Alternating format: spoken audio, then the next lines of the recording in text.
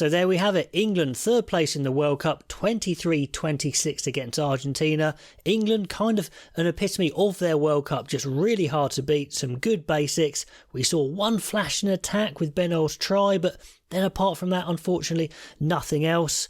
Argentina, they're going to be gutted because they had a lot of ball in the second half. They dominated the second half in many ways, certainly ball in hand, phase play. They were by far the better team, but they couldn't get it done, so they'll be rightly disappointed with themselves because that was a big chance to finish on a high. But England do get the job done. It wasn't pretty at all, and if you think about it, would England take a third place considering where they started this year? I think you'd say yes. They've only lost one game, and that was by 1 point to South Africa, so kind of match play, playing the tactics, being tough to beat. Good basics, yes, tick in the box. For England to go to the next level, though, they've got to get a much better attack because it was pretty woeful at times. But anyway, let's get into the game. How was it won? And it starts off with a real purple patch for England. And both sides, they're looking pumped. They want to finish the World Cup on a high. They get a bit leggy towards the end, of course, but there's some good work there. Some dodgy low clearances actually to start with from Argentina. 50-cap man Tom Curry with a textbook jackal gets England straight into the lead, 0-3. Farrell slots a really good penalty there, who's been kicking at goal very well all World Cup. And it's kind of similar signs to the South Africa game for England, kicking right on point, pinning Argentina back, good field position.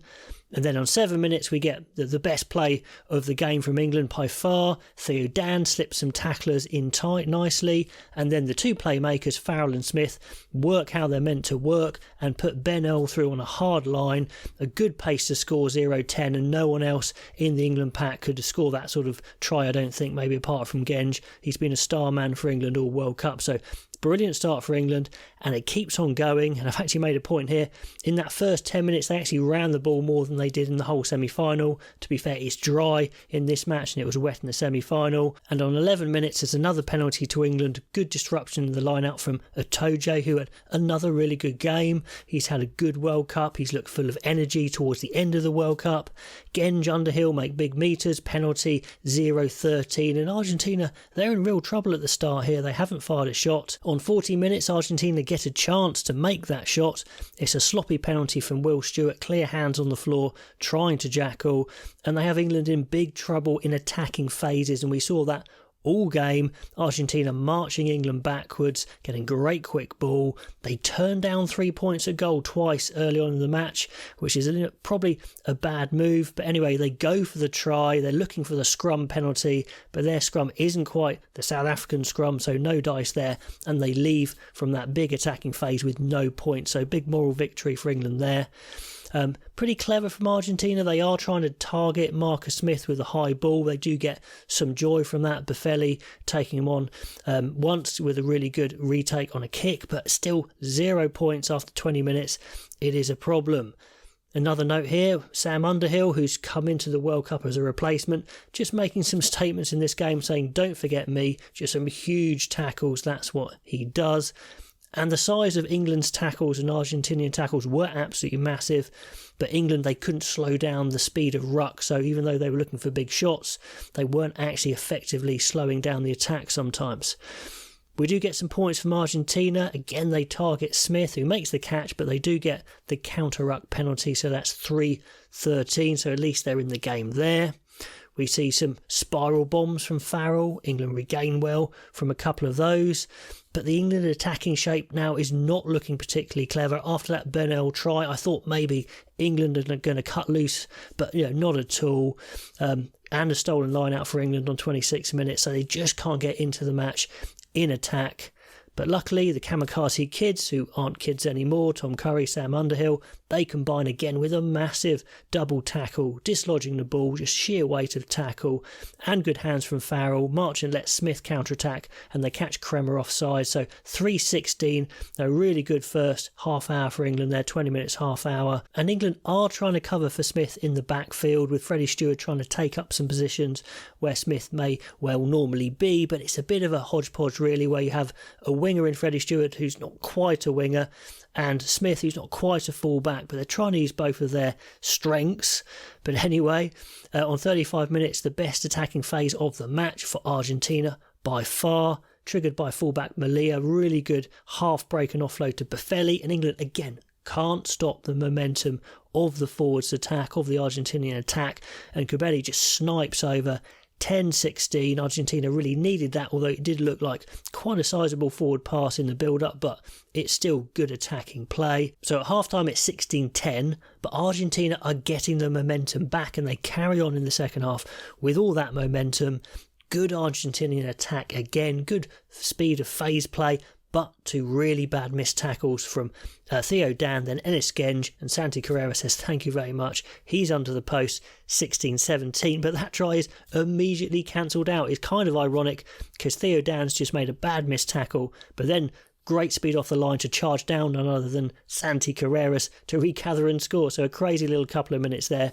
So it's 17-23, cancel each other out. The game, does it explode into a try-fest? Well, no, it doesn't, unfortunately. Ben Youngs, he's been pretty slow in this last game.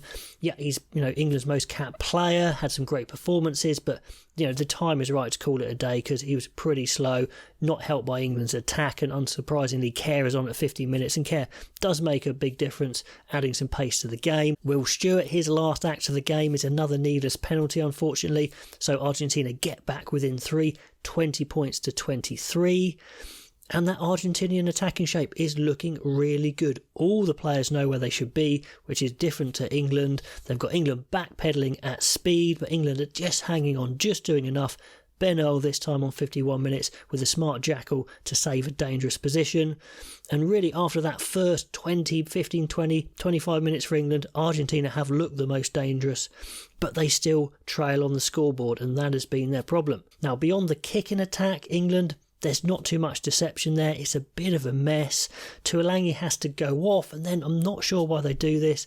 They bring on Ford, so you've got Ford, Farrell and Smith, 3 playmakers, no real running danger. They don't clearly see Lawrence as a 12. I'm not sure why. I know he's a 13 mainly, but he can play 12, and I think he's more dangerous than Farrell. But anyway, that's what they do. And I make a note at this point, if I was Henry Arundel, I'd be off my wing looking for the ball at all the time because he hasn't touched the ball in like an hour of play. And indeed, after I wrote that, he was off on 65 minutes, having done nothing. Whose fault is that? I don't know, but what a complete waste of time having him in the game. Anyway, scrum penalty for England on 64 minutes. That's good breathing room for England. The scrum hung on in this game, definitely. The set piece was pretty decent. Jamie George is on. He's definitely sorting out the line out. But on 66 minutes, England are still just struggling to stop that Argentinian attack, who are consistently making that gain line. Great speed of ruck. Catches Ford offside because they're just backpedaling so fast. They can't stay onside. 23-26, and that is how the score stays actually. Now in the last 10 minutes, England are definitely on the ropes. Carreras, a brilliant counter-attack, with a big overlap for England there. Bumps off Smith, Earl on the wrong side, penalty, huge decision because 3 points would mean it would be a draw, 26-all, which could mean extra time if it stays that way. But what do they go for? They go for the points and maybe the draw, but Sanchez badly curls it wide. It was on a bit of an angle, but he should be getting that, with the experience he's got. So that was a bad miss, 23-26. To be fair to England, they've been flying off the line absolutely fine, looking for big shots, but what they can't do is slow down the Argentinian ruck ball, and they've got such good shape. They're moving it from side to side. They get one more shot at the win with Carreras flying up the wing. Ford just about does enough, and England hang on. 23-26. I'd love to know what you made of that game. Do England deserve third place? I'd say, yeah, I think they probably do. They've done what they've needed to do. Is it a blueprint for a great side moving to the future? Maybe not. They're definitely together as a team, but definitely some big holes in their attack. Defence, they couldn't slow that ball down. Argentina, they'll be gutted. They shouldn't be thinking we need to win those sorts of games if we're having that much attacking ball. So both sides will be thinking long and hard, but England finish on the high there with that third place. Let me know what you think of that game, and I'll catch you next time.